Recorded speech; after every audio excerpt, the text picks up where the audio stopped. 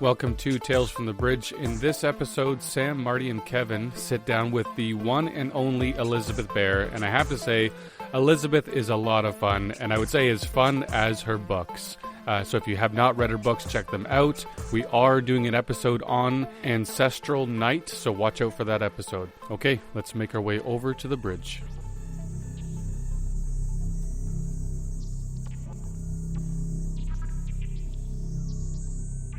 So joining us today is acclaimed science fiction and fantasy writer Elizabeth Bear.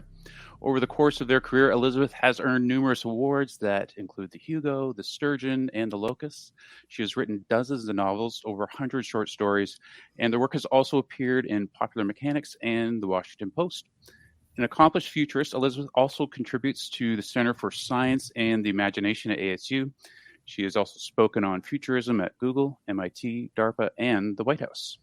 So welcome. We're so glad you could join us. I'm incredibly pleased to be here. And Sam, most importantly, you didn't include is that she's the author of our book for our book club this month. That's right. And we are currently reading Ancestral Night, and which made the New York Public Library's best books of 2019, if I'm correct. That is the only time in my career that has ever happened to me. So good job, little book. And I believe Machine, is that the second book to Ancestral Night, and that's out right now? Yes. Machine came out last October with extraordinarily bad timing because it's a book about an epidemic, among other things. Oh, well, so, I think that'd be good timing. Well, yeah. It's awkward. It was not the plan. I was... But yes, Machine is in the same universe, the same setting, but has an almost completely different cast of characters and takes place. What I am attempting to do with this particular setting is sort of write a bunch of standalone novels that build off each other, but each one can be taken on its own. And if you read chronologically later novels, of course, there probably will be spoilers for like big picture events in earlier novels. But I kind of want to just show as much of the breadth of this universe as I can, as opposed to just following one set of characters through it. Mm-hmm. Yeah, me and Kevin just came across one of those big picture spoilers in the first 100 pages of Ancestral Night. I think you refer back to the third book of Jacob's Ladder and how that all ends. So now I know it's. Oops, sorry. But it's great. I'm glad. We were very glad to find out that it's in the same universe. That's right, is it? As Jacob's Ladder. Yeah. It's like several hundred years later, and I mean, same galaxy, different street address, I guess. Yeah, and I actually really liked that tie-in there. When I read about Jacob's Ladder, I said, "Oh, Jacob's Ladder, that's from Dust," and I actually didn't even pick up on the spoiler. To me that was a non-issue. So nobody tell me. Because I read Dust and Chill, and I haven't gotten to the last one in that series. So I'm excited about reading that one as well. But I love that tie-in between your series. I like it when I can make things work together. Like sometimes there's a book that just won't fit into a chronology, or I'm using different technologies, or I'm just kind of, like the basic building blocks of the universe are a little bit different. But it's also kind of fun, and I think gives a sense of like the picture bleeding off the edges. The narrative being bigger than just the pages of the book, when you can have that kind of it's sort of like building a jigsaw puzzle with big gaps in it, I guess, and trusting the reader's mind to fill in the spaces in between. And I mean, I enjoy that as a reader. Like I love what I think the kids these days are calling fan wank, or headcanon. Like I haven't heard that before. Wow, yeah, we're too old to know about that. Yeah, I love building those headcanons for works that I enjoy, cool. And then sometimes being proven right or wrong. I always feel super smart when I see something coming, and I also like doing that as that sort of inductive world building as opposed to explicit world building as a writer. So what do you mean by that, inductive world building versus explicit? So I feel like there are kind of three ways to do world building. There are probably more than that, but off the top of my head, there are sort of three ways to do world building. There's where you explicitly show what's going on in the world and explicate it and describe it and say, okay, think of like Tom Clancy talking about submarines. Like by the time you get out of that book, you know more about submarines than you ever expected to know, right? It's all because his exposition is so detailed, and like the exposition is one of the more interesting parts of the books. This is also like it's like the Greg Egan thing, you know, like Stan Robinson is another person who I think is really good at this, who just like builds these very explicit worlds and shows you all the chains of causality and shows you all the results.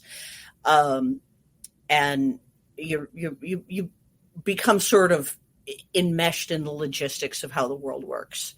And then there's kind of like deductive world building, where you have the writer sets out all of the pieces of information you need to come to a conclusion, and then generally like gives you enough time to figure out what is going on, and then generally provides the answer.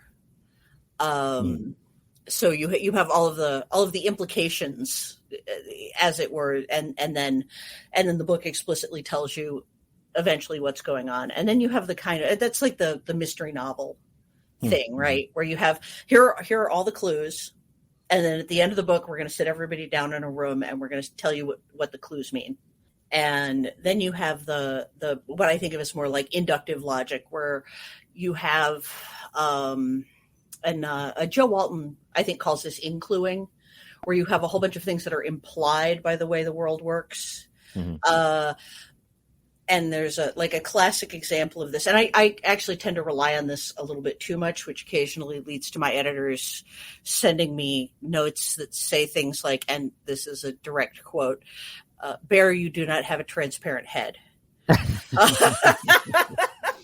So like an example is you've got this sparsely settled world where you have characters often, homesteading, and one of them has, and the person who is homesteading has like a Franklin stove, a wood stove. Well, how did they get that wood stove? Well, obviously there is something like a Sears catalog in this world, right? You can order stuff. So there has to be some kind of supply chain, right? That supply chain's that thing that we're all becoming far too acquainted with over the past couple of months. So if so like it implies the economics of this structure, but I don't feel like you need to go out and say like you don't have to show the person ordering their pots and pans from their fantasy Sears catalog, or from the roving tinker who comes through and sells pots and pans. You can like the reader's going to figure that out, and you don't have to tell said reader, it's always a thing where I always feel like I'm explaining too much, and then I have editors or readers tell me, well, I totally couldn't figure out what was going on here, so maybe you should explain a little bit more. Thus the transparent head thing. Mm-hmm. But it's a fine line. Like either I feel like I'm over explaining and everybody's going to be bored because it's nothing but exposition, or I feel like I'm under explaining and nobody's going to have any clue what's going on. Mm-hmm. Giving your readers some credit, right? It's that fine line. How much credit do you give your readers? Well, with the amount that you write as well, you have room to have different styles in different books. I mean, you're so prolific, and I do find already you take on a slightly different voice and a style, and I think in different books. So probably some places you explain more, and some places you explain less.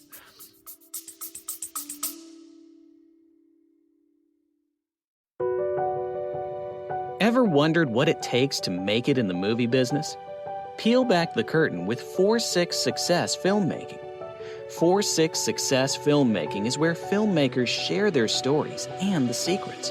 It's beyond competitive out there. There have been movies that it's taken me 10 years to get made. Don't wait to create. Like, you've got to just keep making stuff.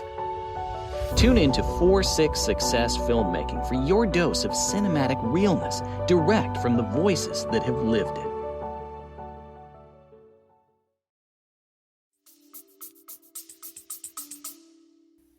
It's interesting because the book I'm writing right now, I was just commenting to a friend of mine, like I can tell this protagonist is a lesbian because all of the women are really well described, and all of the men are like, I don't know, it's some dude in coveralls. So, and that's an interesting thing, and it's sort of a role playing thing. Like you try to put yourself into the character's headspace, and that's where the voices come out different. Mm-hmm. Mm-hmm. Which, you know, that's one of those calculated risk things in terms of a career, because oftentimes you'll find readers who just want that same voice over and over again, and I'm not very good at providing that. So, well, it's funny though. You do, like, there were things that have come up in Ancestral Night already where I already kind of filled in the gap, where you sort of allude to, like, I'm not sure if I'm pronouncing it correctly even, but like that, you know, a cladis or aft hands, you know, Mhm. and I sort of was like, oh yeah, aft hands, like it wouldn't need feet necessarily, or yeah, if you're floating around in space, it's much better to be a monkey. Yeah, or an octopus, I guess, or an octopus. 50 pages. I was going to say there's an space octopus in the book I'm working on now. So, oh, one of your short stories had a tree octopus in it, a forest octopus. Yes. That's a legit cryptid. I didn't come up with that. The Pacific tree octopus. Oh, right. They have a website. I think it's a modern cryptid, like a joke cryptid. But there is a website. Neat. So I do feel like I have to ask, because I sort of I make these assumptions, and I'm never really sure how like close I am, but I feel like, generally speaking, over like the last 10 to 15 years, in science fiction, that has evolved a more diverse space for authors to normalize and tell new stories about people of color and non-binary characters. And reading Ancestral Night, I definitely feel that you're part of this evolution. Do you agree with that statement? And if so, like, how would you describe your role in this transition, and who do you consider to be your peers in this space?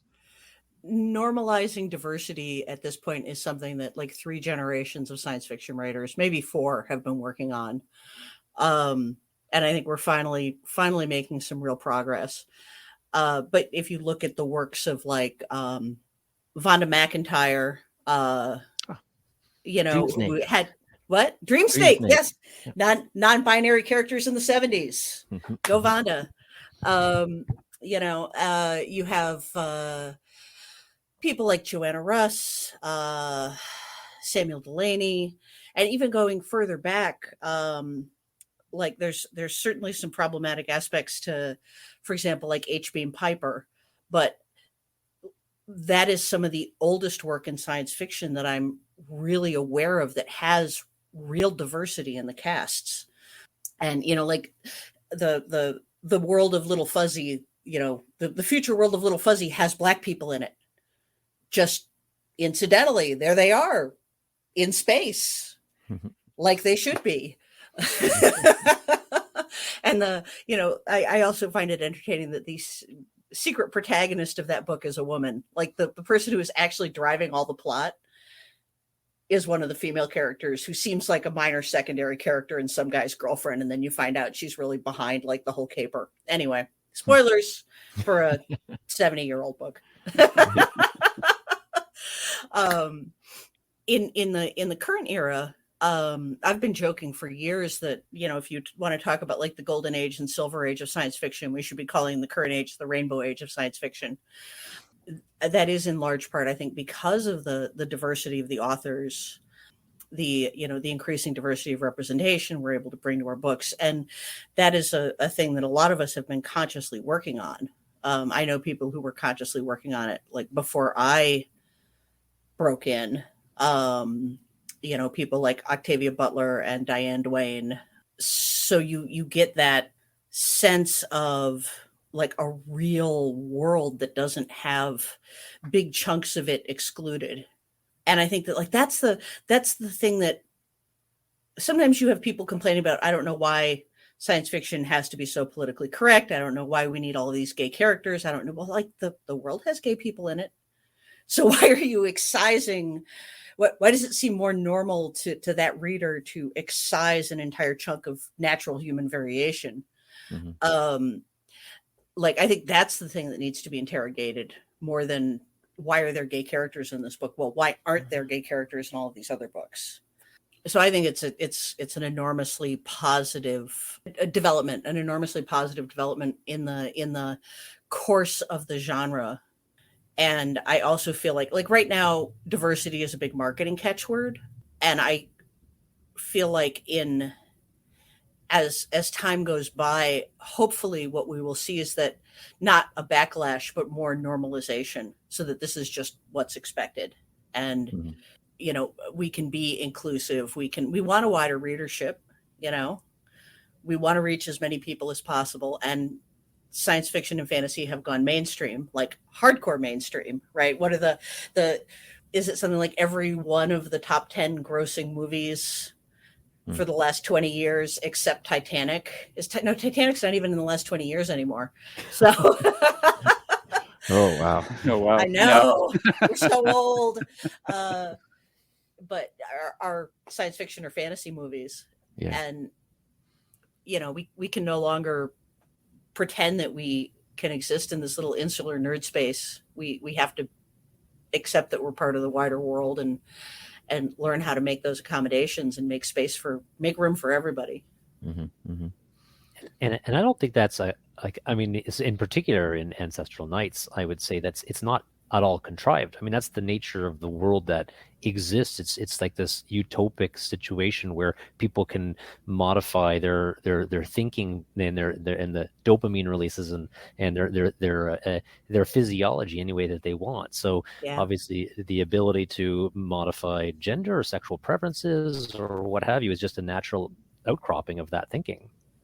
Yeah, and or to not modify those things. Yeah, and it's also a situation where most of these people, their ancestors, left Earth 500 years ago, and they don't have a real, they have no more connection to whatever their ancestral homes are than I have to, probably even less than I do to, Finland, where my grandfather was from.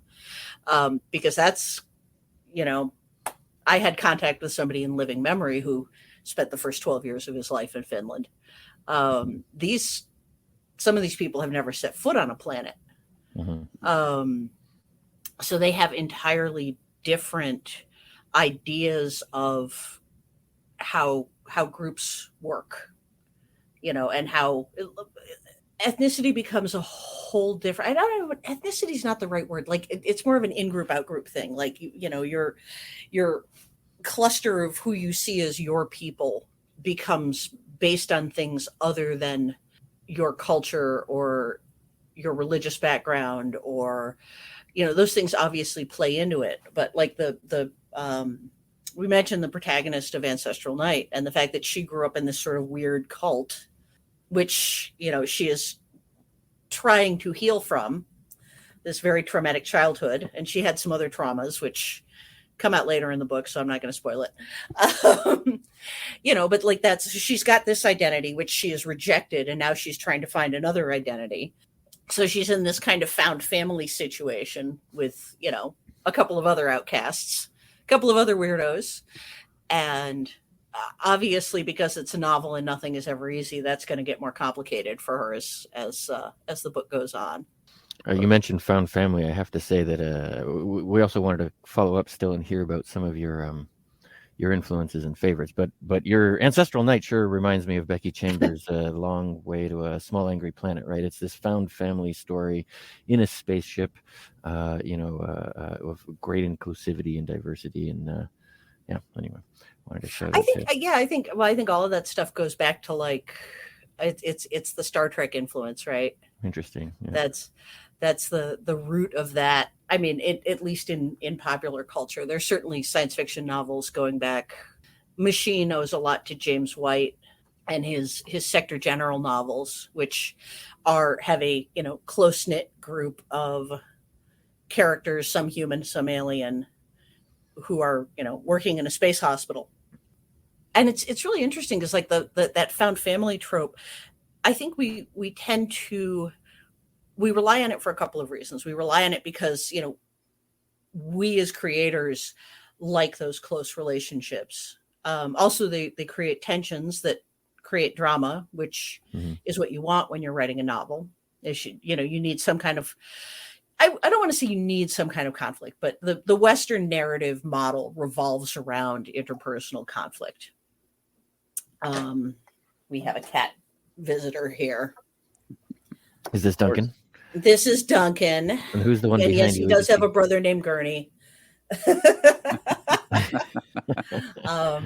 Because we're nerds, giant nerds. Reading Ancestral Nights, I realized you must have cats, given Oh yes, you included the cats into that story. Yeah, there's even cat tech as to how they travel, and isn't there like a breathing apparatus that they have little paw pod or things they can something? just they have with. Yeah, and a space litter box. Don't ask me how the space litter box works. I'm sure I'm just going to leave that one up to the engineers. They'll figure it out. But their outstanding quality is how much they sleep. And the one in particular, yeah. One in particular, and it does strike me that if a cat was in space, they would need nothing else. They could just sleep the whole time. It's climate controlled. Everything is perfect. You just need something to hook your claws into so you don't bump off the bulkheads. And I was talking with Kevin. I was raking my leaves out front, and Kevin and I had a quick chat before sitting down here, and we were talking about how you really cover a lot of bases. Like we talk about different authors, and some are more into like future concepts, and some are more story driven, and some are sort of political. You kind of do all three.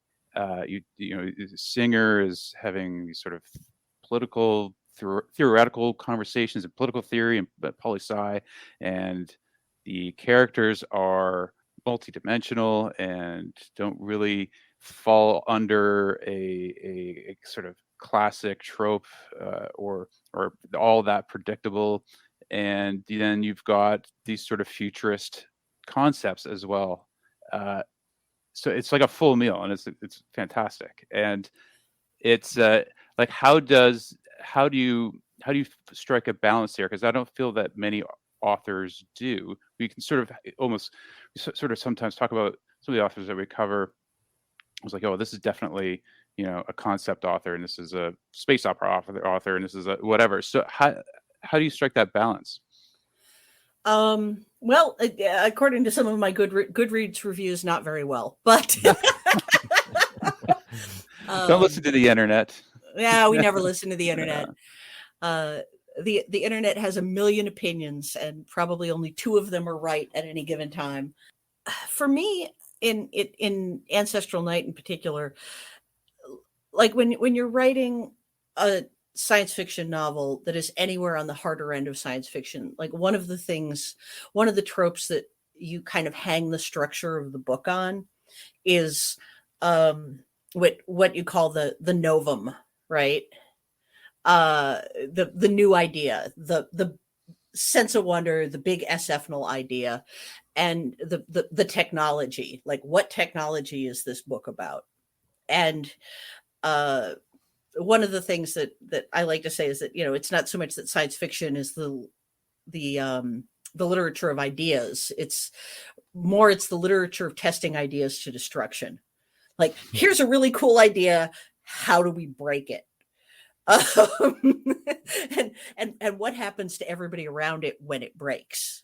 Because like that's the interesting bit, right? So and for me at least, the cool technological ideas in the white space universe are like right minding, and which is for the people at home is the ability to essentially control your own impulses. And it's what if our current mental health technology and ability to deal with our trauma and reactiveness and so forth, and ingrained primate were something that we could bring under our conscious control and like make ourselves more cooperative, make ourselves more neo-tennis, because this is what we need to do to survive on a planet that too much competition is destabilizing. Like what if we needed to make ourselves, and I mean, like the punchline here is that like all the billionaire tech bros fucked off into space and the people who were left behind had to figure out how to save the planet. Which is why you have these generation ships that just left, assuming that Earth was doomed. And then back on Earth, everybody went, well, now that they're gone. Now that they're gone, how do we feed everybody? So like that's one half of the technology, and the other half of the technology is actually like the technology of government, which is a thing that very rarely gets tackled in science fiction. Like I can't think of anybody else who is really focused on government as technology other than like Malka Older and Ian Banks. And I'm sure there are others, but like I've been thinking about this for several years now. And like, those are the two that I really like think of, the infomocracy and the culture. So that's like where I was coming into this, like, well, government is a technology. Why does every science fiction novel I read only use, governmental technologies from 2000 BC? You've got space republics and space empires, right? Mm-hmm. That's it. That's all you get. And, occasionally you get crumbling space empires, or you get really fascistic space empires, and I'm like, what? But why?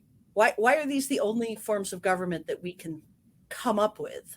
And so I started thinking about, well, I was actually talking to some people who work for a big technology firm that I'm, which I'm not supposed to disclose, that have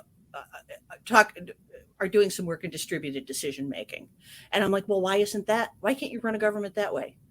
Why can't you make decisions? Because there's also this thing, the wisdom of the commons. I don't know if you've encountered that terminology. Oh, yeah. Yep. Mm-hmm. Yeah, the idea that if you take 100,000 people, get them all to guess, and then average their guess, you will generally get a better answer than if you ask 3 experts. Or I shouldn't say a better answer, a more accurate answer. Mm-hmm. So why, if we have the level of computational power, and we want to build a government by consensus, which is what democracy and republics are supposed to be, government by consent of the government, or government by consent of the governed. And we have the processing power to use distributed decision-making. What kind of a society would that build? The philosophy behind the Sin arc, it sort of rests on 2 legs. One is that, well, we have 20,000 different alien species in a space hundreds of thousands of light years across. Information moves at about the speed it did on Earth in maybe the 1600s, because the only way it can move faster than light is if you send it on a ship. There's no subspace, there's no ansibles. So you have this, you have a system of, packets and relays to get information around. And you still need to get all of these people working together so that you don't have a series of catastrophic and apocalyptic wars. So I kind of set about building this universe with that technology in mind, and that idea of government as a technology in mind. So that's like the big science fictional idea in Ancestral Night, as far as I'm concerned, is what if we came up with a different form of government? How would that work? And it's not, I think it's neither.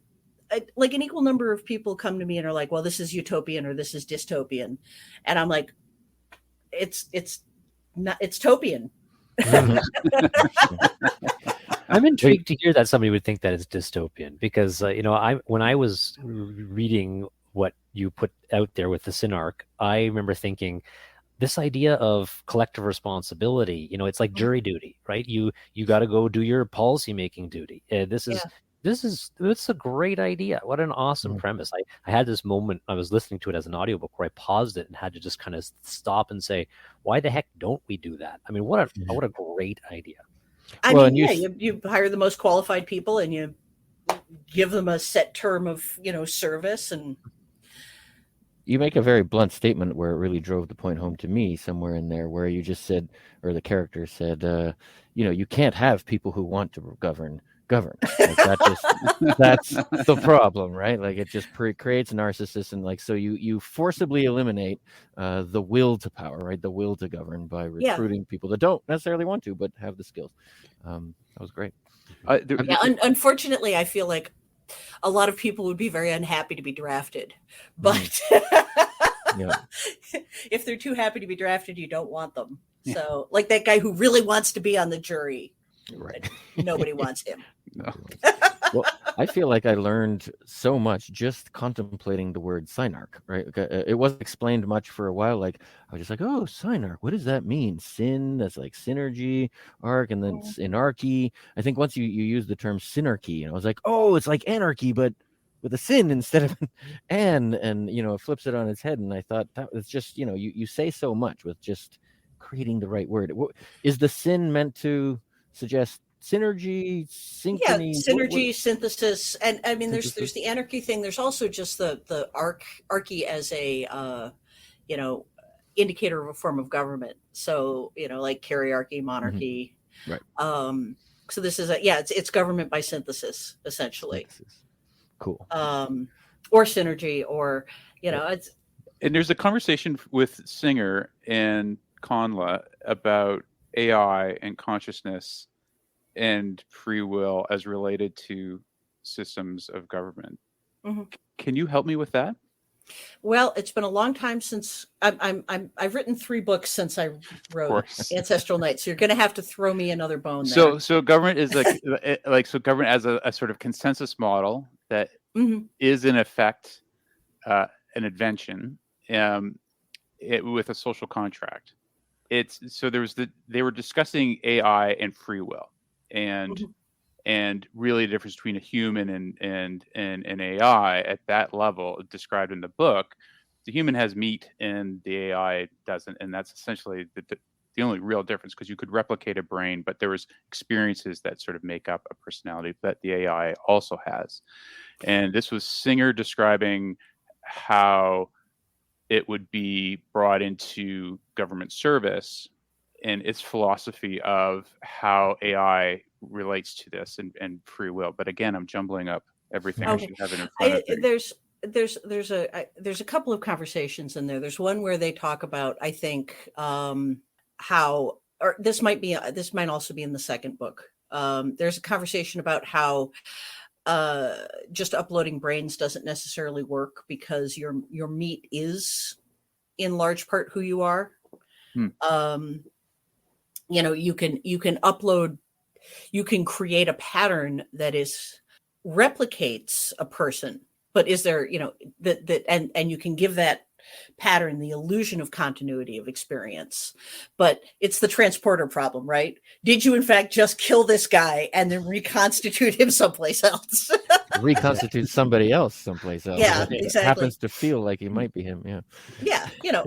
And then the second question is, of course, if you have continuity of experience, does that state change matter? And one of the things when I was researching right minding, and right minding is an idea I've been playing with at this point for, I don't know, 10 or 15 years. I don't even know, that I sort of came into because I realized in watching the progress we've made in the, medical treatment of mental illness and brain trauma just over my lifetime, like how much better we've gotten at treating some really intractable physiological and traumatic. And it turns out that trauma is physiological. Hey, look at that. It's not all in your head, except in that your brain is in your head. Over the past 30 or 40 years, things that were almost completely untreatable in the 1970s. PTSD, bipolar disorder, intractable depression. We're really kind of at the point with dealing with those where we were in, say, 1960 and dealing with like cardiac disease, like just really starting to figure out how to treat this and save lives and give people better quality of life. Or, like the revolution in cancer treatment over the past 20 years. And I feel like that's kind of where we're headed in terms of treating mental illness, and also recognizing that not all neurodiversity is illness, which is a thing that is an uphill struggle and probably will be for quite some time. So I wanted to talk about that and like what would the changes in society be if we could look at somebody who is destructive to everyone around them and say, okay, you have options. You can either go get treated, or we can send you off to live on a planet all by yourself where you will never bother anybody again. Like what would the effect of that be on society? If you did not in general have to deal with violent crime and do all the mitigating around violent crime, or if you had a society where most people are optimized to be more empathetic. And obviously, like, none of these characters are perfect. These are not, and the tradition of in science fiction of treatment of mental illness has always been kind of like, oh, it's a little scary. You've got the Aldous Huxley Brave New World, everybody's going to be programmed to be a happy citizen and robbed of all their individuality thing. And I mean, speaking as somebody who has a mental illness, when it is well controlled, I am more myself, because I'm not dealing with my brain filling my head with counterfactuals and making it impossible for me to do the stuff that I want to do. And, like, that's a lot of the basis of cognitive therapy, is that ability to look at, say, your anxiety and be like, no, that's the anxiety talking. That is catastrophizing. That is not reality. I can put that over here and I can deal with the real problem, as opposed to avoiding it because I'm anxious about it. And like that. So if we can integrate that as a society, what happens? Like, I think we wind up with something as different from what we have now as what we have now is from, the 14th century, when your average world leader was a 19-year-old alcoholic with a sword.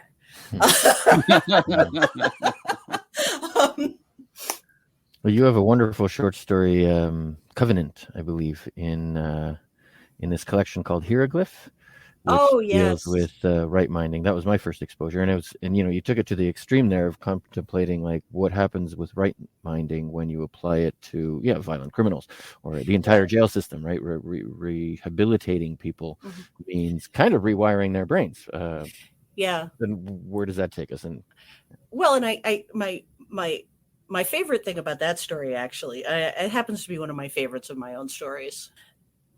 Sometimes they just, like, what's in your head and what's on the page do not match. And sometimes, like, you get the thing that was in your head on the page. Right. And whether it works for other people or not, those are always the ones that I like the best, because I'm like, yeah, nailed it. It was a great story. My penguin looks like a penguin, by God. And so the most interesting thing for me in writing that story was that here's a guy who is, or was, I should say, violent sociopath, psychopathic sexual sadist, a serial killer, like hardcore Ted Bundy. And the entire reason he agrees to the right minding is because he thinks he can run these people. He doesn't think it's going to work on him. Yeah. And then he's does. Beat it. Yeah, he's going to beat it because he's smarter than everybody. Yeah. And it does work. So, is he the same person? Is he responsible for the things he did when he was that person? Yet, like, the ethical implications in that just really really fascinated me. I don't think there is an easy answer there. Like what's that person's responsibility? What is their, like, what kind of amends do they need to make?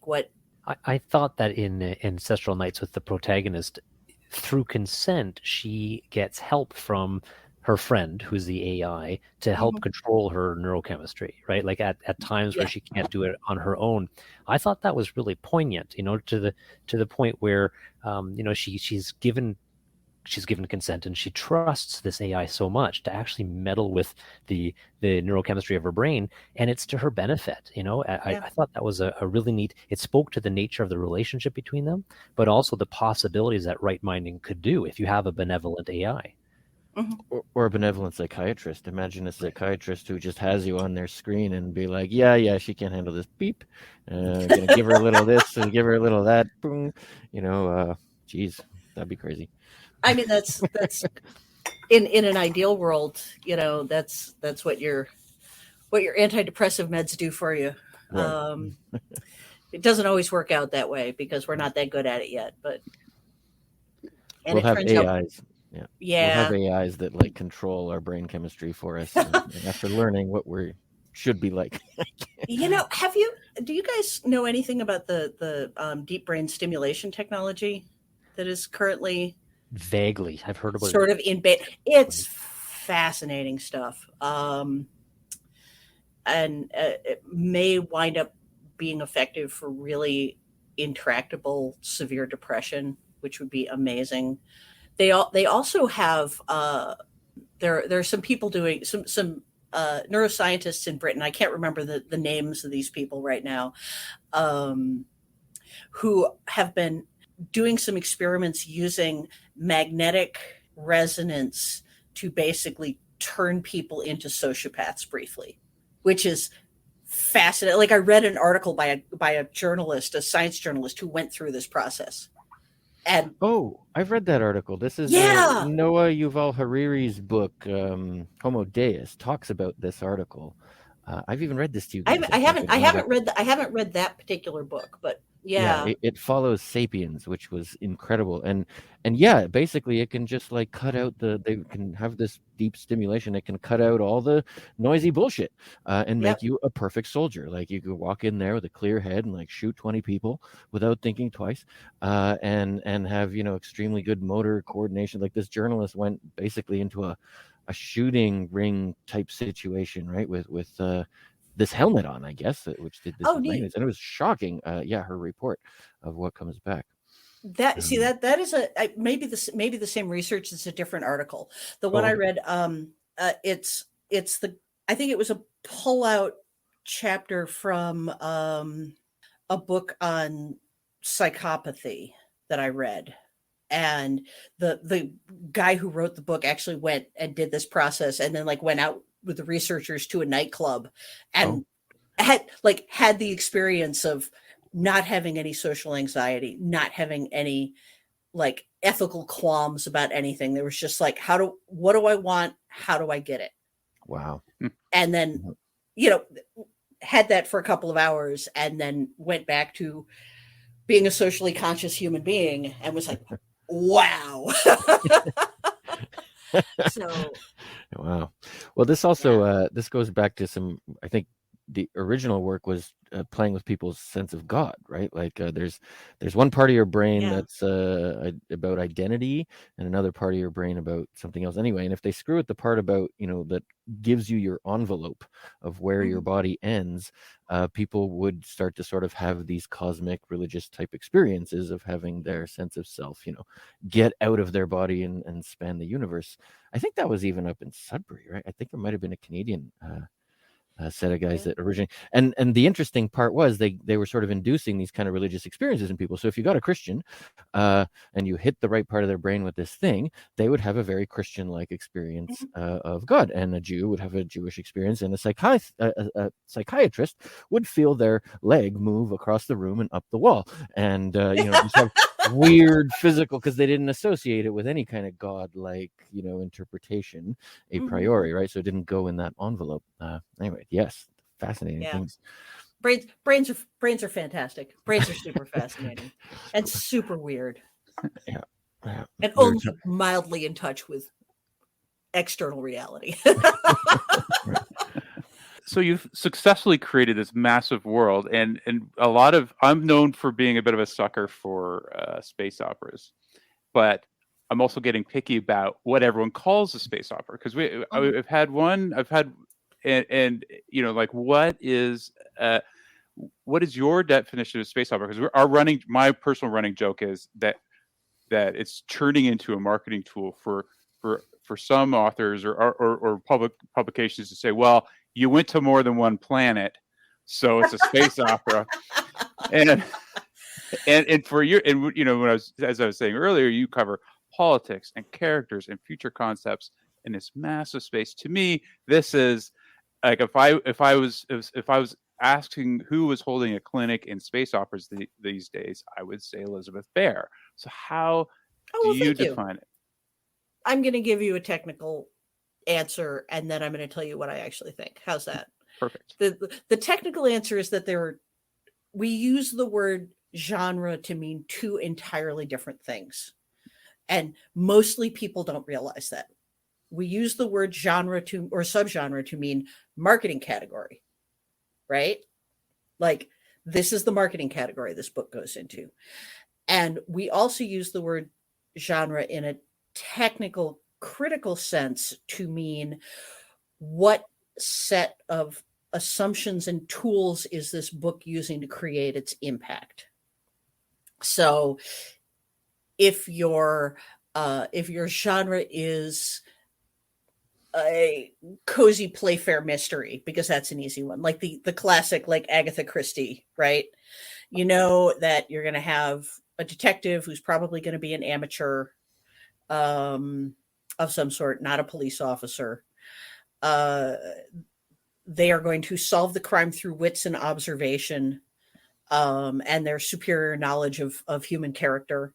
And then at the end, there's going to be a big reveal that if you actually stop and think about it, nobody has actually provided any hard evidence, and there's never going to be a conviction. But that's fine. We're not supposed to think about that. That goes over there. Or if you're talking about the Gothic novel as, and I actually describe Dust as a Gothic novel in space. Mm-hmm. And so the sort of like tongue-in-cheek definition of the Gothic novel is a girl in love with an evil house. That's exactly what it is. Yeah. Yeah.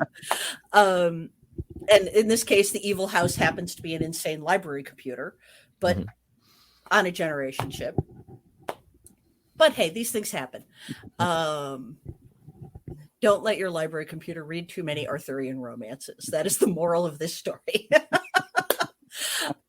So you have, in terms of space opera, there's the marketing category of space opera, which at this point includes a lot of things that I would consider more political science fiction, like Arkady Martine's A Memory Called Empire, and the current renaissance of what we're thinking of as, space opera, and specifically space opera by women, really seems to have been kicked off by the Anne Leckie books a few years back. And we've also got like Martha Wells doing gangbusters in there. So we have this marketing category that is space opera by women and non-binary people that is super hot right now. Mm-hmm. Pulling down all the awards, selling really well, hitting bestseller lists all over the place. And we also have the subgenre of science fiction of space opera, which there's an older type and a newer type. And if you think this is confusing, never get me started on urban fantasy. But if you do want to know, I'll send you the article I wrote about it like 10 years ago. Anyway. I do, because I have a love for fantasy as well. So I'll dig out my urban fantasy article, the historiography of urban fantasy, that I wrote. I think I wrote it for Fantasy Magazine, Realms of Fantasy.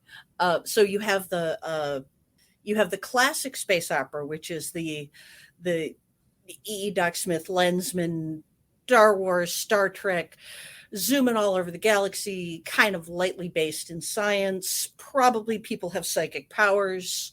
You have the planet of the people with the funny foreheads. You have another planet of different people with funny foreheads. You've got, probably an evil galactic empire and some scrappy rebels. Sort of the category that like the Honor Harrington stuff falls into. It tends to be very military focused. It tends to be, or you get your like scrappy blockade runners or whatever. And that's sort of the space opera as derived from, where the term space opera originally comes from? Soap opera and horse opera. And horse opera, yes. We just covered this. Westerns in space. Obviously, I need to catch up on the podcast. So you've got that like tranche of space opera, and then you have the things it developed into, and like which are branching out all over the place. So you've got very, very hard science fiction that still has some roots in that. The mundane science fiction movement from a few years back, which is my third least favorite subgenre name. my all-time least favorite is cli-fi. Why? Cli-fi? Cli-fi, yes, climate fiction. Climate, yeah. Oh, Cli-fi. Oh, No. Not clitoris. Anyway, not. Well, that's what everybody goes to, right? Yeah. And Marty's the one who said it. It's okay. So like Kim Stanley Robinson, I guess. Like like Paolo Bacigalupi, but it is science fiction primarily about the effects of climate. Anyway, I'm digressing. So you have the kind of Charlie Strauss tranche of space opera, or hard-ish far future science fiction, and you've got kind of the Anne Leckie, Arkady Martine thing. And for me, I feel like what modern day space opera has to have is you have to have, it's like epic fantasy, right? You've got to have some kind of a big picture plot, like something of import, something of sweeping import has to be going on, even if we're only getting a very claustrophobic view of it, which is where I think like the Becky Chambers books fall. Like there's a whole bunch of big picture stuff going on in the background, but the entire focus is on our scrappy band of blockade runners. Mm-hmm. So you've got to have faster than light travel. You've got to have some sort of big picture thing going on in the background. The thing that I think we've dropped is the military aspect of it. Mm-hmm. One of the things that I'm working very hard on doing with the White Space books is not making them books focused on the military, like not doing the Honor Harrington thing. So I feel like that space right now is adequately staked out by like ancillary justice. Like right. I'm not getting into a fight for audience with Anne Leckie. She'd kick my ass. You also have that like the Ursula Le Guin kind of political science fiction bleeding over heavily into what's marketed as space opera these days. And I think she's really like I think Le Guin is pretty much foundational in that subgenre. And of course it all cross-pollinates, because it's not like any author has only ever read Starship Troopers, has read exactly one book in their life. It was Starship Troopers, and they're going to write a space opera. Right. I mean, okay, that guy is probably out there, but I'm not sure anybody's going to publish their book. Yeah. Maybe in 1950, but not now. So we're all cross-pollinated. We all grew up reading everything from Heinlein to Joanna Russ, and it bleeds through. Well, Go we're ahead. talking about it. While we're talking about it, tell us about some of your favorites then. Who did you grow up reading? Who stands out? Yeah. So I am what you get when you give an 8-year-old unfettered access to your feminist science fiction collection in 1979.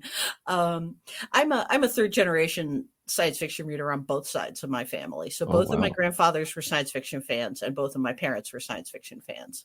Wow. So I got everything. Like I had my maternal grandfather loved Asimov and Clark and all of that super crunchy science fiction without much in the way of people in it. Like the real literature of ideas, the stuff that is it's engineers in space doing engineer things and not having any human emotions.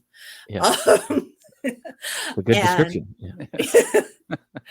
Yeah. And my other grandfather was really into like Howard and had all the Remo Williams books, which are kind of science fiction thrillers. And so he was very into the classic pulps. My dad was a huge Jack Vance, is a huge Jack Vance fan still.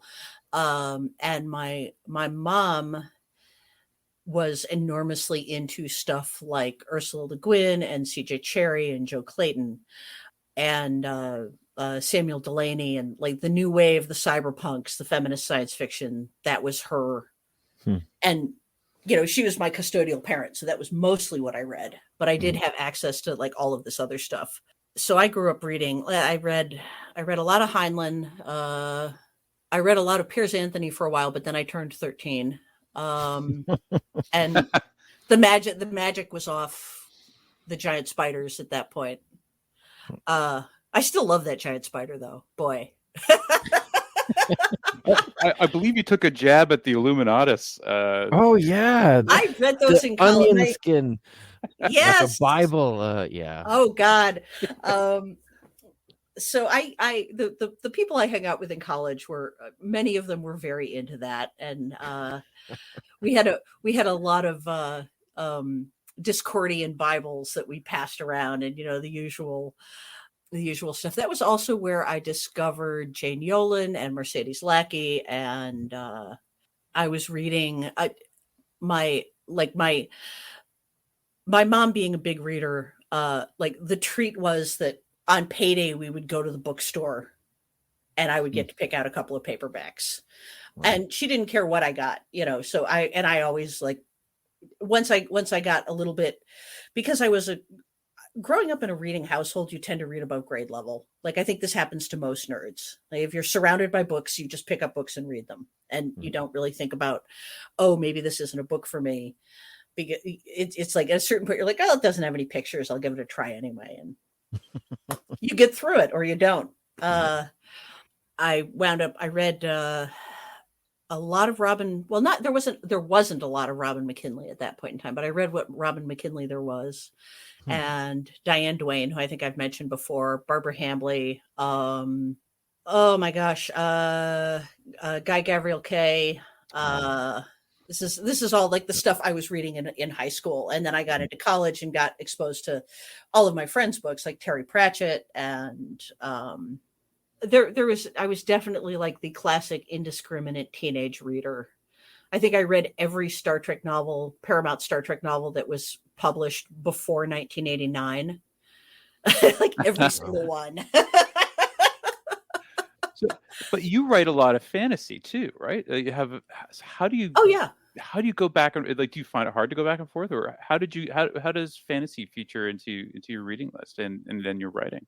Well, I mean, a lot of those like Heinlein and Le Guin and Delany and Barbara Hambly all wrote a lot of fantasy in addition to science fiction, and I just never that was back in the days when it was all just like there was one shelf in the bookstore that had all of it, and I didn't make distinctions. Mm-hmm. Horror was on a different shelf because it was the 80s and horror was much bigger. Horror had the big shelf.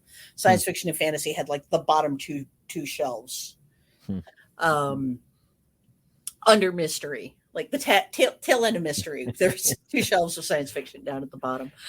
How things have changed. Oh, I know. For me, they are structured very similarly. Like I use a lot of the same tactics. I just have to come up with more stuff for fantasy because science fiction, I don't know who initially said this, but there is a way of looking at this where all literature is fantasy because it's all made up, right? It's all got some kind of counterfactual element in it. And as you get closer and closer to what we call mimetic fiction, the counterfactual element gets smaller and smaller. So you start off with, this high fantasy, elves, dwarves, floating cities, dragons, everything you might want in your D&D game or, Skyrim expansion. Just magic. The sky's the limit. Doesn't have to make a lot of logical sense. We're not worried about, the laws of thermodynamics and conservation of energy. Throwing fireballs around like the badass you are. And then, you constrain that a little bit more and you get to like the Campbellian science fiction, which is the laws of physics mostly apply, but you can have psionics and faster than light travel and time travel because Campbell was really into mental powers. But anyway, that's the entire reason that psychic powers got grandfathered into science fiction for decades. And then wore out their welcome. Really wore out their welcome. Yeah, but if you want to know why, like everybody in an Anne McCaffrey novel has psychic powers, that's why. It was sort of de rigueur. And then you have that contraction that contracts further down into like super hard science fiction where you've got the, only currently provable technologies. And you sort of pass through a phase there where you have a little hand wavium and you can have like one thing that we think probably doesn't work and it still counts as a science fiction novel. So you can have your faster than light travel, or you can have your time travel or whatever, gravity manipulation, the thing that we don't have a theoretical basis for right now. Mm-hmm. And then you have the super hard science fiction where it's only stuff that is we could currently explain how to do using the laws of physics as we know them, assuming no new discoveries in the next 1,000 years. And then eventually you get down to, okay, it's exactly like Earth, but there's a hotel in New Hampshire somewhere where there's a woman who wears a bear costume all the time. It's still kind of fantasy. Like, I've been to New Hampshire. There probably is a hotel with a woman with a bear costume in it. I'm sure that New England states like to throw shade on each other. So that's just a friendly little jocular. As far as shade goes, that's not that bad. Yeah. Teasing of our neighbors to the north. So for me, like fantasy offers a little more freedom, but also requires a lot more setup. But then once you've done the setup, you lose the freedom because now you have rules. They're just rules you built yourself. Mm. Whereas when you're writing science fiction, you've got mostly the rules that you came in with maybe a little wiggle room here or there. Pardon my French, but you get like one line of pure bullshit and and then you have to behave. Yeah. Quantum cloning. I wrote a book where the unobtainium was quantum cloning, which doesn't actually work on things, larger than a particle. But wouldn't it be fun if it did? Or you get a planet full of lesbians with guns in the backdrop of eco-fascists, I believe it was how. Yes, yeah, it's eco-fascists versus lesbians with guns. Yeah. When I pitched that novel, this is Carnival. When I pitched that novel to my editor, I'm like, "What happens if we put Farnham's Freehold in a box with When It Changed and poke them with sticks until they fight?" And I believe my editor's comment was, "You're not going to have to poke them very hard." Right. Well, I love this novel because it's like it's just different, right? It's just a boom. Here's the thought experiment. Like it's almost like something out of '70s sort of pulpy thing, but it doesn't seem cheesy in your hands, which is, I think, a major accomplishment. And I've been telling my daughter about this book, and since we were talking about representation and diversity and just sort of trying to, it's a great world you've built here that just explicitly tries a different society, a different culture, and its consequences. I haven't finished it, I'm only halfway. I've read that it's that you show that this sort of society would tend towards conservatism rather than liberalism. Do you agree with that? Is that what happens here, or was that the plan? Or I mean, I think that any homogenous society tends toward conservatism because there's nothing to shake it up, right? You get revolution around the margins. You get revolution at the boundaries, where people look at the way other people are doing things and are like, that would make me happier. So I don't a lot of the trappings of the planet, you get one Planet of the Amazon Women in your career, and I wanted to make mine a good one. And some of the trappings are totally borrowed from Joanna Russ. Like she has this setting that shows up in When It Changed, and I think The Female Man, called While Away, which is the planet of all women. But in this case, all the men died in a plague, if I remember correctly. So the women were like, well, okay, but they still have this very frontier, honor-bound attitude.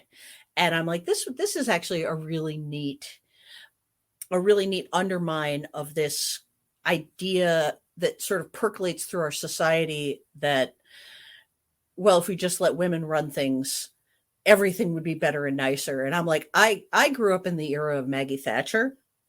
So I don't believe that for a second.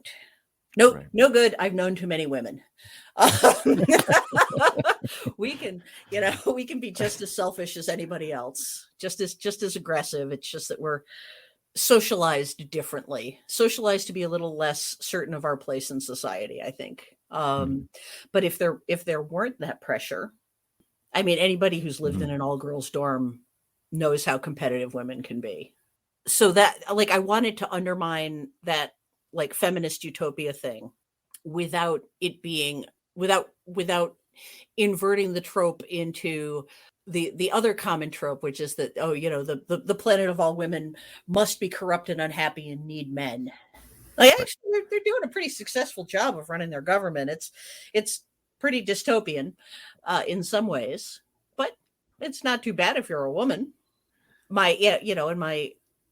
The female Carnival has two male protagonists and a female protagonist, and the female protagonist's main conflict is that she actually likes her son, thinks he's great, and wants to create a better world for him, which is totally a thing I have borrowed from male friends of mine talking about their daughters. I know so many guys who had a daughter and suddenly went, oh crap, I got to fix the planet. Oh no, now somebody I love is at risk. Damn. Right. Can I read two paragraphs from there? Yeah. We like to read, some of the work by the authors we're talking about, so our readers can or our listeners, get a sense. And this is the perfect thing. Some women were frightened of men, hopelessly old-fashioned in Lisa's estimation. Stud males might be emotional, temperamental, and developmentally stunted. At the mercy of their androgens, but that didn't make them incapable of generosity, friendship, cleverness, or creativity. It wasn't their fault they weren't women, and Lisa knew better than to provoke them anyway. Like any animal, like the house care that had been Lisa's responsibility before Katya took over. They could be managed, even befriended. They simply demanded caution and respect. I think that description of men in this society is fantastic, right? Because it's just like an obvious flip of the trope where you end up getting the same result. As, the other way that it has been. It turns out that despite what people who are very invested in maintaining the gender binary would like to tell us, that there is an awful lot more overlap between people of different biological genders, then there are extremes, and then there's a whole lot of overlap in the middle. Mhm. And this has also been an interesting thing that I feel like has happened over the course of my lifetime, like just looking at kids' toys. In the 70s and 80s, most things were pretty gender neutral. Like Legos were Legos, Hot Wheels were Hot Wheels. Boys didn't really play with Barbie dolls, but I can't think of like any toys when I was a kid that were only boy toys, and some of that is obviously because of because it's always okay to aspire up the sociological scale, right? It's okay for women to act more masculine, or more okay for women to act more masculine than it is for men to act more quote unquote feminine. So it's okay for girls to play with Tonka trucks. It's not okay for boys to play with Barbie dolls. At least this was like the 70s, 80s thing. And now you go and this really started to peak in the late 90s. You'd walk into a toy store. I'd be shopping for kids I knew, and there was a pink aisle and a blue aisle. The more you attempt to force people into extreme gender binaries, the more any given one of them is going to look at that narrow little box and go, but that's not me. And I don't know, I marketing run amok or something. Mm-hmm. Mm-hmm.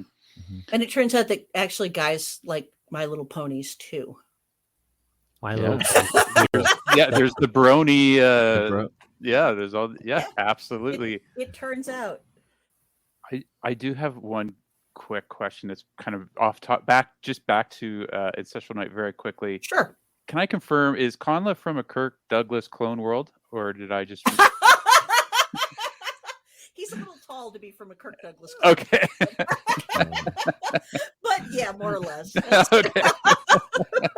I was reading. I think there's something going on here. I just had to know. So it's thank you. I think Conla is from he's from the planet of James Bonds. I think that's and he's getting better slowly. But it's a big galaxy, and there's a lot of there's a lot of room for. Absolutely, yeah. There's a lot of ports. Yeah, there's a lot of ports. There's a lot of ports. Yeah, no, I think Kamala is sort of me playing around with that kind of trope of the happy-go-lucky adventurer. The I don't even know. There's this the Han Solo trope, or the Guardians of the Galaxy thing, or the dashing dark-haired adventurer who has a woman in every port, or in Kamla's case, he doesn't actually care. Yeah.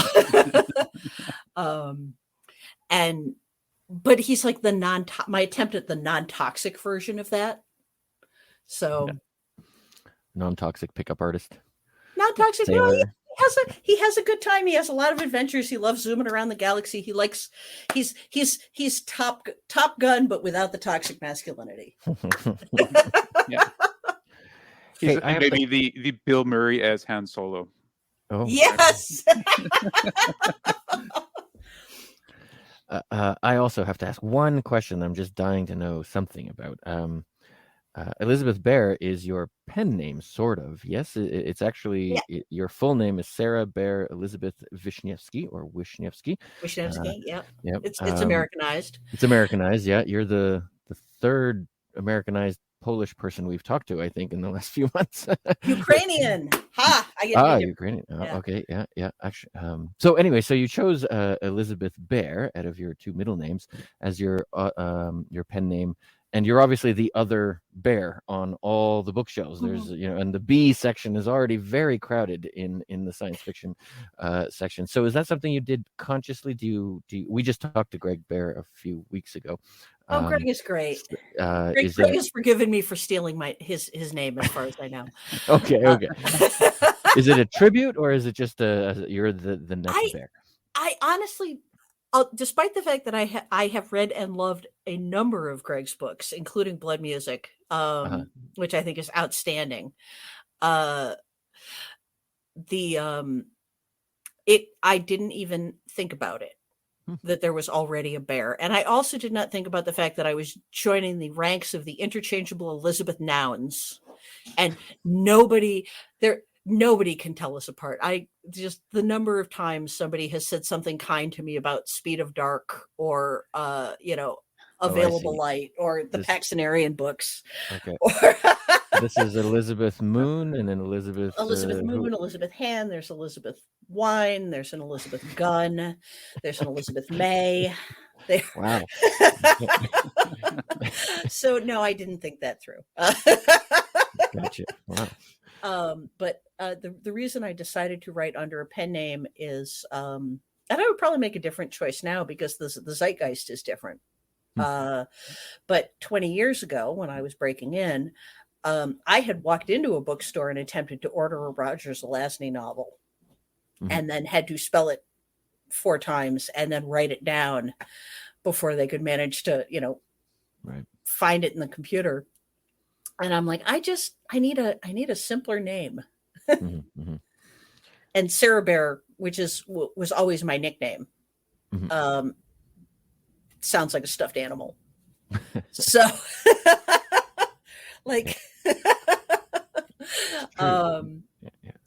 you've got, I was on your website, and you've got some new work for 2021 that's come out. You've got The Red Mother. Yes.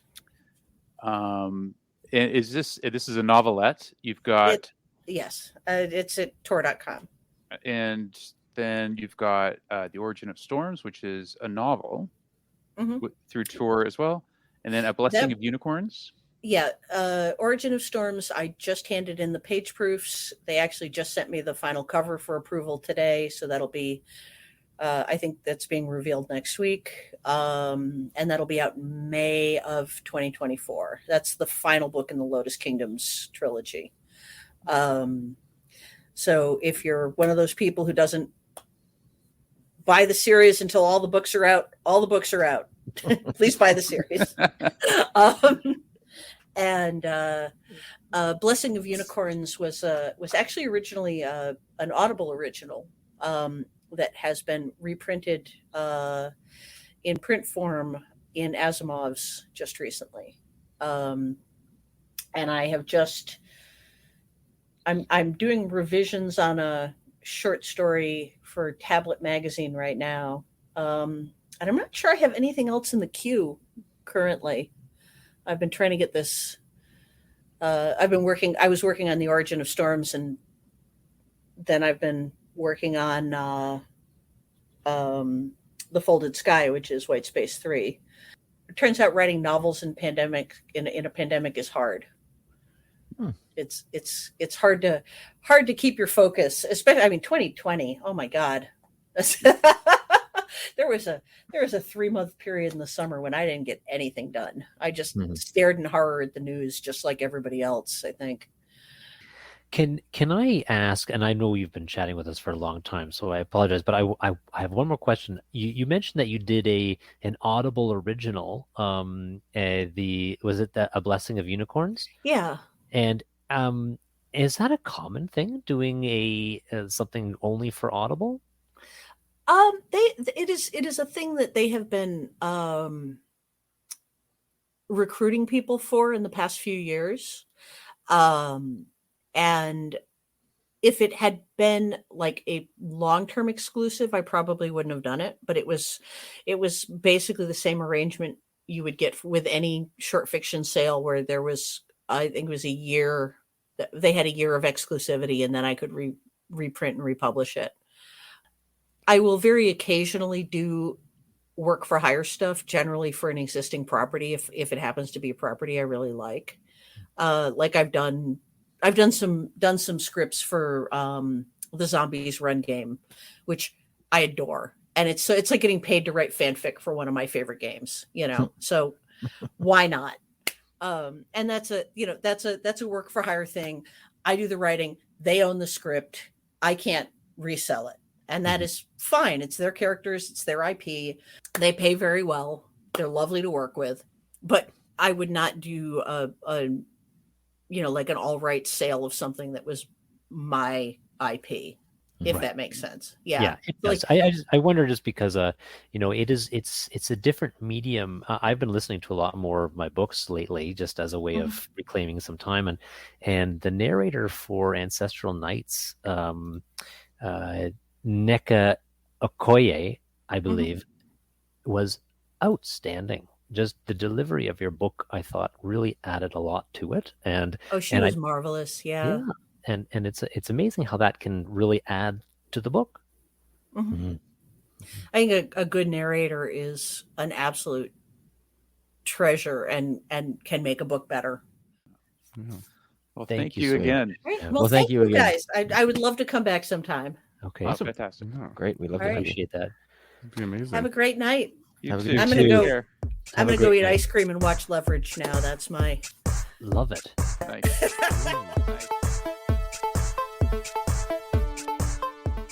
There we have it. Elizabeth Bear, what a fun session that was. And I'm sure we're going to get Elizabeth back to have more laughs because there's more fun to be had. Next week, the widely known physicist Jim Al-Khalili is joining us. Please listen to that episode. Thank you for joining us today. Until next time.